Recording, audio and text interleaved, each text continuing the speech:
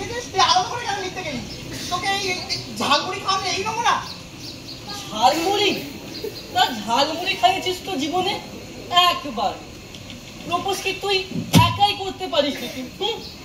তা বলি তোমাদের যে অসামান্য নাটকগুলো দেখছি এদেরও নিশ্চয়ই গাল ভরা নাম ঠিক করেছো।